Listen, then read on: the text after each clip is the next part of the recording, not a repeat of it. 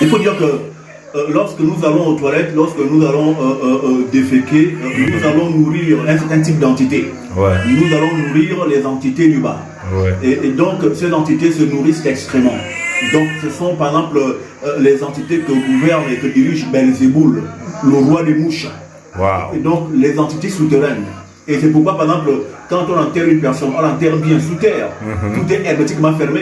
Ouais. Mais comment le corps fait-il pour pourrir? Comment les esticots font-ils pour arriver jusqu'au corps et manger toute la chair? Parce qu'il y a des entités souterraines.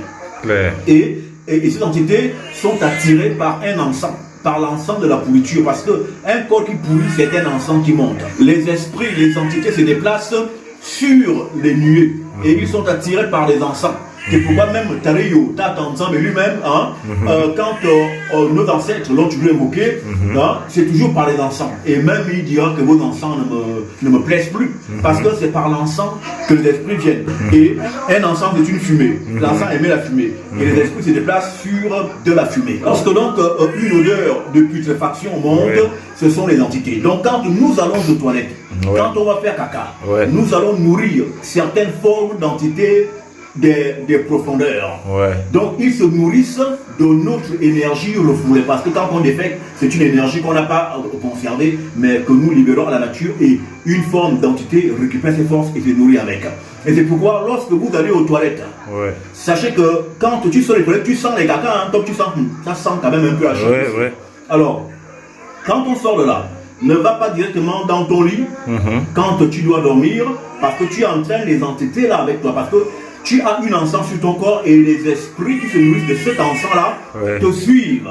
Donc il faut d'abord laisser que l'odeur se dissipe avant d'aller dans ton lit.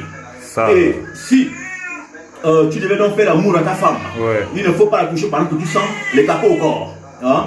Et c'est pourquoi même pour aller aux toilettes, on doit se laver les fesses avec de l'eau pour dégager cet encens de mauvaise odeur pour nous, mais de bonne odeur pour des entités intermédiaires. Et lorsque tu toucherais ta femme, alors que tu sors les toilettes, et que si elle conçoit en ce moment-là, cet enfant sera possédé, il sera malade, il aura des tares. Parce que tu aurais accompagné ton acte de fécondation avec des entités, des profondeurs, des abîmes qui se nourrissent des odeurs nauséabondes, qui sont finalement des entités de la souillure. Donc c'est pourquoi il ne faut pas avoir le toilette dans la maison, parce que la maison d'une personne est son lieu de prière. Voilà. Et donc il doit être hors de la maison, pour que la maison où tu habites reste un lieu saint, visité par les esprits d'en haut.